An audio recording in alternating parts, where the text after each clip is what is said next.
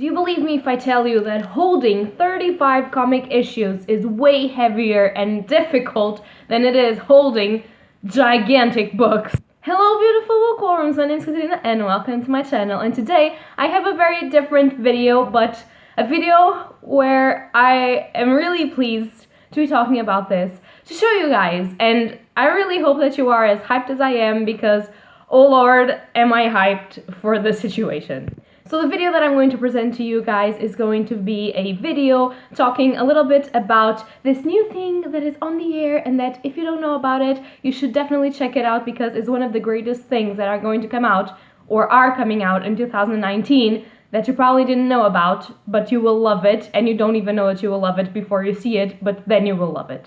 This is going to be a very coherent video. I am already seeing it. Already. So I am talking about Deadly Class, and you're going to be like, the fuck, the what? And I am going to tell you what that is, because I am a merciful person that wants to show you all of the good stuff that is there out there in the world, and you will love it. So what is Deadly Class? Deadly Class is originally a, for now, 35 issue comic series, and it is great. It's amazing, and yeah, I will end the video here. Just go check it out because it's really cool. I'm just kidding. I'm just going to put this down because this is really heavy. But first, let me just check the authors for this, because I'm really bad with a lot of names. So, wow. Okay, give me a second. So Deadly Class was originally created by Rick Remender, Wes Craig, and Lee Lowridge. Like, how do you pronounce this name? I think it's Lowridge. Something to check it out. And here is the first original issue of the comic. As you can see, it looks dark, but it looks pretty cool. And I have to tell you, it is dark, and it is pretty fucking cool, to be honest. So Deadly Class, as I told you, is a still ongoing comic series. And basically, right now, we only have 35 issues with the promise of more. God knows when, because please yesterday, because I want to read that shit, because the ending of the last one, woo! But I'm not here to talk about that. I am here to talk about what I felt about the comics, since I just read them all throughout, and what are my feelings on the fact that this is currently being adapted in sci-fi, and is now a TV show, and the first episode just came out on January 16th, and I am excited, and I just watched it, and I really wanted to talk about this. So what I'm going to do in this video is basically talking a little bit about the comic, and then talking a little bit about the first episode that came out and what I felt about it. I just wanted to leave a disclaimer in here that I will possibly show some clips of the first episode. I will try to do so. So if you haven't watched the episode, just please, first of all, if you haven't read the comics, I would thoroughly advise you to do so, because if I'm doing a video about this, it's probably because I loved it so much, so you should probably read it. And you don't have to read it in issues, because I believe that there's already some volumes out. I don't know if they comprise the entirety of the issues of the comics, but there's some volumes, there's some trades out, so you can get them and read them as if a normal graphic novel sort of situation. So just get informed, go to your comic store fast and just get it, because Deadly Class is super good. But if you don't want to read the comics for some reason, which I don't even know what reason that will be, but you do you, guys. Like, I'm not here to preach to you, but if you don't want to read the comics, you must absolutely watch the TV show. And obviously just one episode came out, but I can already tell that it's going to be a great episode, particularly because Rick Remender, the writer of the comics, is also involved in the project, and also the Russo brothers that made the Avengers and everything. They're also involved in this project, and so obviously it's going to be great. So yeah, and you guys probably know, and if you don't know, I am just going to tell you that I am one of those people that don't really like adaptations of stuff, because not because it's fancy to say that the book is always better than the movie, but because normally the books, comics, or mangas explore way more of the inner depth, profundity of stuff than movies, TV shows, and other adaptations. But in this case, First of all, the adaptation is very faithful, or at least so it seems, to the comics, including direct quotations of the comics on themselves, but also slightly different. So there's things that happen out of order, or that actually didn't happen in that way in the comics, but that makes sense with the progression of the story. And so I had to say that I absolutely love the first episode, and I really want to discuss a little bit of this series, the comic series and the TV show with you guys. So again, as I said, if you haven't watched the first episode of Deadly Class, go watch it and then return to this video, because from now on, for the first episode, there's going to be spoilers, but for the rest of the comics and the rest of the series, I won't do that, because I really want you guys to appreciate the masterful art piece and masterpiece that is Deadly Class. So, to begin this sort of conversation, let's just begin with a question that is posed in the comics and in the series, that for me, it's one of the greatest questions to begin a series with, and that question is really, really fucking great. And it was such a great fucking intro. So, let's just go into it. Who would you kill?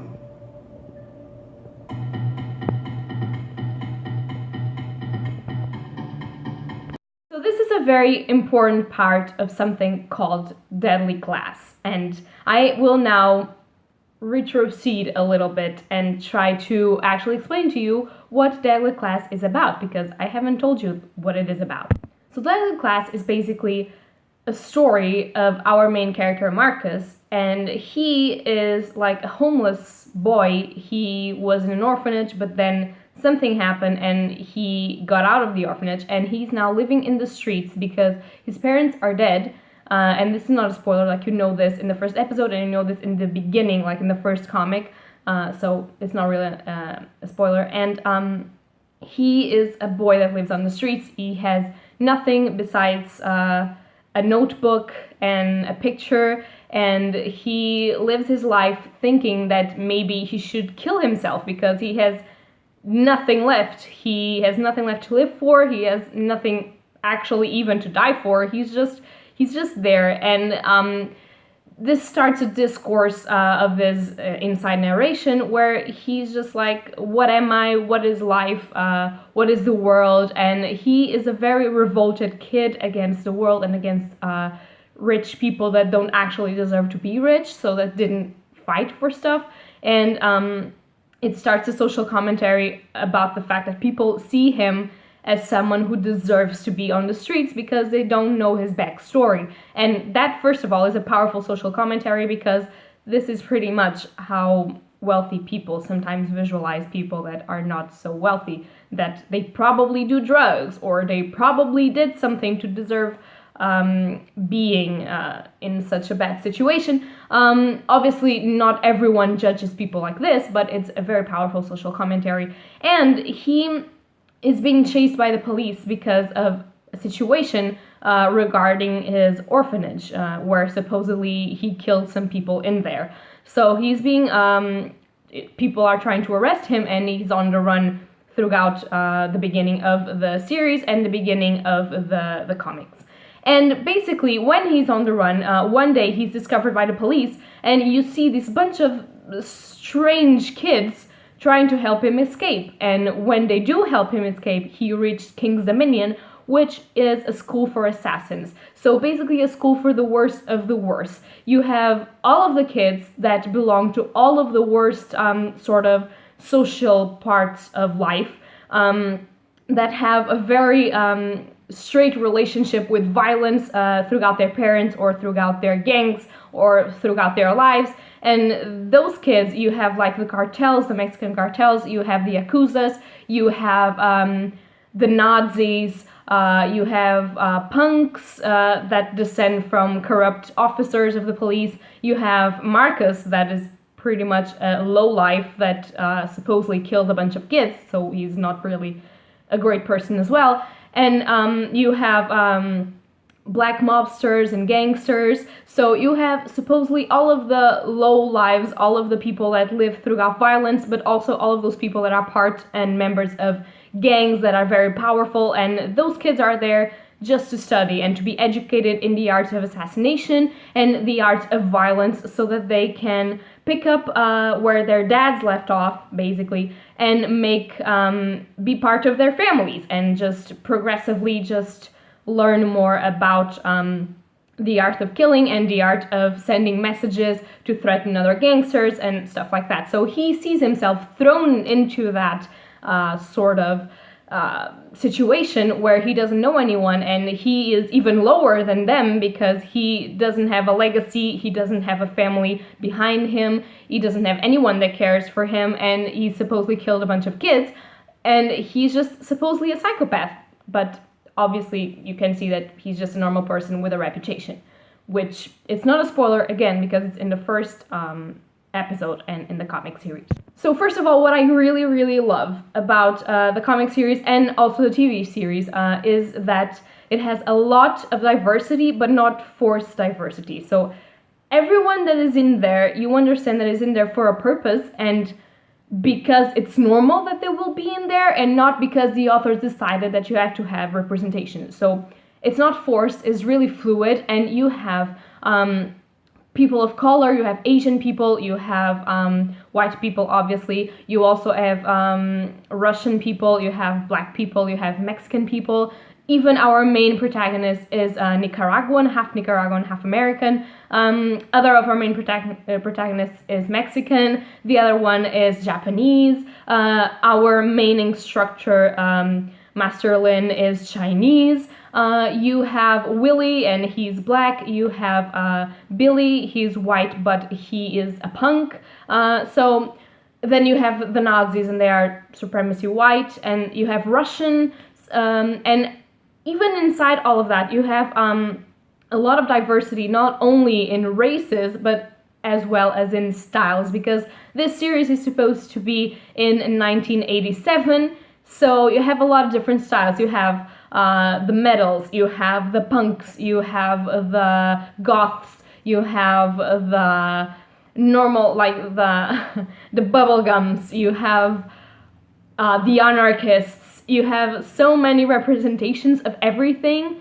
and it's so fucking glorious. If you want diversity in something, first of all, read Deadly Class and then search for other stuff, because it is really well made. And throughout the entire series, the question that I just showed you in the clip of the TV series is a very important question, because it's what brings you throughout the entire series. It is a series that asks blindly, like, if you have the ability to, if you can, if you have motives, and if you know how to do it, who would you kill? Would you kill someone? And that is so truly important, because it kind of represents the fact that we are not good or evil in our core. We are morally gray. Each and every one of us maybe has already thought about killing someone in their daily lives, and the only reason why some people don't do it is firstly because society would view it as bad and you will go to prison, but second of all, because you don't know how to do it without consequences. And if you don't have consequences, if you have means to do it, if you have motives, who would you kill? And that is a question that is posed throughout the entire comic series and posed throughout, apparently, the first episode, and I hope the next of the TV show. So for me, it was a really amazing breaking point to start the entirety of the TV show, and I think they nailed it with the question and then the letters just presenting Deadly Class. It was phenomenal. Now, the second point that I want to make is about the characters. So I'm going to try and show you my opinions about the characters with a clip from the TV show, but I just wanted to say that I love the casting. Obviously, our main casting is Marcus, Master Lin, because he is the chief of King's Dominion. Also Maria, the Mexican girl, Saya, the Yakuza girl, Willie, the black one, and Billy, the one with the punk style. And they are also prominent main characters of the comics. There are also some secondary main characters, as being Victor, the Russian dude, Petra, the gothic girl that is referenced also in the first episode, and Lex, the anarchist, the one that wants to change the world with a bullet and kill bank people and Republicans and all of that shit, which was also amazing. And his dialogue is so great, and he's always just like, I want to kill some people, and it's just so cool. But obviously, apart from that, our main characters are really similar to what they are in the comics. If you're reading the comic, except for Marcus, which I made a commentary about that when I filmed the clip about the thing, but Marcus is portrayed a little bit as a nitty-gritty, all scarred, all sort of uglyish kind of a dude that lives on the street and everything. And in the TV show, they bring us a main character that is actually kind of sweet, and he has a lot of scarring because of his past, but he's not ugly, not really actually. And so I don't know, I like comic Marcus a lot because you can see better the differences between the fact that he tries to be rough, but he's not exactly like a natural born killer. Like, he has some instincts, as all of us have, but he can also be a very nice person, and I like that distinction throughout his face in the comics. But I really like that the character that they give us is a character that looks really sweet and is thrown into this world of assassins and people that he can trust. That was pretty cool. So you will see the casting right now. Oh my god, they're all here. Look how cute this main cast is. And I absolutely love Maria. Saya is pretty cool as well, but Maria, she's so cool. And Billy looks exactly the same as it did in the comics, and Willie as well. But my money's on Maria, okay? I love her. It's said. It's done. I love this main cast. Oh, look at his face. Marcus is so cute. I can't, like, in the comics, he has this sort of hobo kind of massacre psychopathic dude look, and in here he's just so cute. I cannot. This is not life. I have to stop. To master the deadly arts. Are you fucking serious? Like, if somebody told me that, my reaction would be exactly the same as Marcus was. Like, the fuck? They're just so cool. I have to admit that Master Lin, like a not skinny and vicious Master Lin, is a difficult idea for me to get used to, but I can get onto that for sure. I really enjoy this actor's work. Also, some of the greatest things in this TV show was the fact that they got original art and original, as I said already, direct quotations of what happened in the comics, and they posted it in the TV series. And I want to show you just a little tiny bit of an art part that was directly taken out of the comics that was amazing. And I do believe that it's the same artist that does the art for the comics that did the art for this particular piece of the TV show. So just take a look. It's really amazing. This is masterfully done. And it's so exactly like the comics. I love it. And now to talk a little bit about what you guys probably wanted to hear if you're a little bit like me and you love your ships in your TV series. And that is the two main ships, or the two main ships that are portrayed in the first episode, where we get sort of a love triangle between Marcus, Saya, and Maria. And first of all, I know what you guys are thinking about Marcus and Saya, okay? I know, I get you, but this is my reaction to that. I know you're shipping this, but no, okay? No. Stop shipping Marcus and Saya. Stop doing it. Why does nobody ship Marcus and Maria? You will see. You will fucking see. And I sincerely don't know how there's already a Marcus and Saya sort of ship video, you know, where you put those music and those clips, and there's no Marcus and Maria. And I get salty about that shit, because here's a scene that I think will describe all of my love for Marcus and Maria. And can you think of any reason whatsoever for me not to love this couple and for you guys not to ship them after you fucking watch this, because this was sexual tension as I've never seen, and I loved it. Can you think of any reason to ship Marcus and Maria?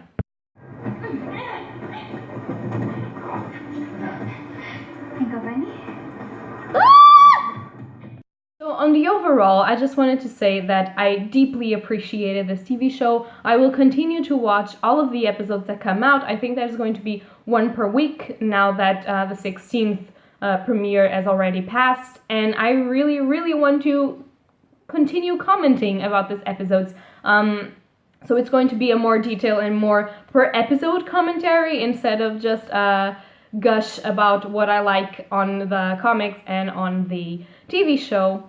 But as you probably saw, and this is going to be me ending this video because it's probably too long already, I absolutely love this. I love the original material, and I think they're going to do the greatest job possible. Obviously, as you've seen, this series is going to have a lot of trigger warnings. It has obviously trigger warnings for abuse. It has trigger warnings for cutting. It has trigger warnings for blood. It has trigger warnings for domestic and relationship abuse. It has a lot of trigger warnings for violence on the general, for the usage of guns, for the usage of knives. So obviously, if you're not okay with violence, this will not be the show for you, because as you can probably see by the premiere, it's going to be a very violent show, which for me is also going to be great, because you'll be able to see all of the intricacies and all of the innocence, and at the same time of your characters growing up, and how hard it is to grow up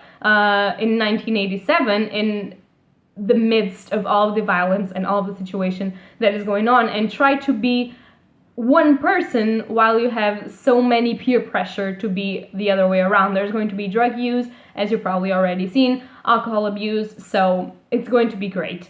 And not in a way that, oh, I really want to see these characters self-destruct, but in a way that you're going to see them grow up and overcome their adversities. And I really want to see them becoming their full potential, even though they have a lot of things that will get them back, and they will take a lot of steps back, but they will also take a lot of steps forward. And I think that the character development in this series is going to be the most interesting thing. So if you're expecting a series filled with incredible plots, this might not be for you, because this series is about character, it's about development, it's about kids growing up, it's about you learning that you have the possibility to be your own person, even though you are so peer pressured and you live in a world of violence. And at the same time, it's a story about a school for assassins. Can you see the good in all of this? Can you? Because I can, surely. So I'm going to leave you with a scene that's one of my favorite scenes of the first episode, and you can say that I am being a white girl trash, but I don't care. I love that scene, and yes, so I'm just going to leave it with that. And I'm just kidding, it was a really well filmed scene, because you could see the transformation of the character trying to own up to himself, but at the same time, it's not a very particular and special scene. I really enjoyed it, okay?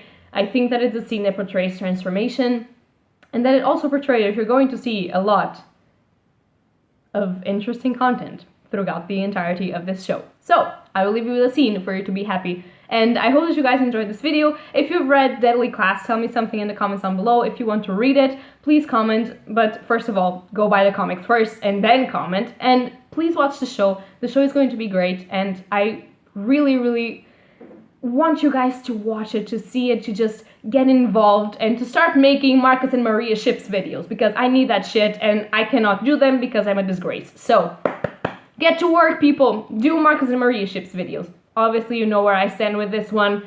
I am not a Saya Marcus shipper, but I can get behind people who are. I understand you. Please, someone can ship Marcus and Maria for me. Like, please tell me something in the comments down below if you ship Marcus and Maria. Like, seriously, I'm in need of help. So that's all for today, guys, and watch this next scene. Happy watchings to you all. Bye!